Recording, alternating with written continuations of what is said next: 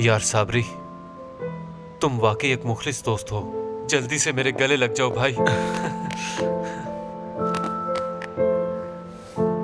मैं बहुत परेशान था यार, सच पूछो तो मैं डर गया था और सोच रहा था कि आखिर सारे मोहल्लेदार मुझे क्या कहेंगे। भाई आपको हमसे झूठ बोलने की क्या जरूरत थी? ये कोई छोटा काम नहीं है भाई, आप बहुत बड़ी कंपनी में ऑफिस बॉय का काम कर रहे हैं। लेकिन हूँ तो ऑफिस बॉय ही ना मैं। अरहम भाई, आपके पास ये सुनहरी मौका है। जिस ऑफिस में आप काम कर रहे हैं वहाँ आपको बहुत कुछ सीखने को मिल सकता है। वो लोग आपको सिखाएंगे कि कॉफी कैसे बनाते हैं, चाय में कितनी चीनी और पत्ती डालनी है, वो आपको ये भी सिखा देंगे। वो ये सिखाएंगे? बिल्कुल भाई, आगाज सबका यही होता है, सब पहले पहल चाय ही देते हैं। और जानते हो उसके बाद क्या होता है भाई? ऐसे लोगों के पूरी दुनिया में रेस्टोरेंट होते हैं। और भाई आप मेहनत कर रहे हैं और मेहनत करने में कोई हार नहीं, हमें फख्र है आप पर। जो तुमने कहा सुनकर अच्छा लगा। तुमने मेरी आंखें खोल दी यार। तुमने आज साबित कर दिया कि तुम मेरे सच्चे दोस्त हो। वो तो है। अच्छा अब मैं चलता हूँ। हाँ ठीक है भाई।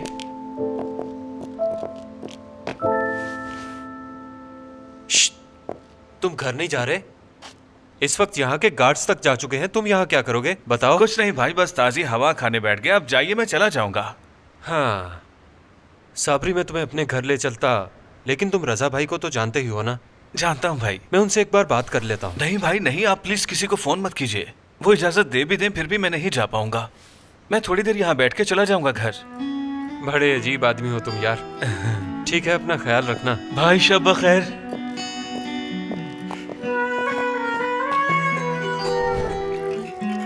और हम अभी तक नहीं आया क्या?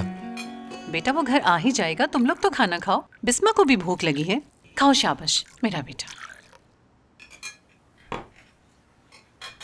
आए हाय, बहुत बुरा हुआ मेरी सहेली मुकद्दस के साथ। रजा, तुम्हें गांव वाली मुकद्दस आंटी याद है? अब ये आंटी बीच में कहाँ से आ गई अम्मी? कुछ हुआ है क्या?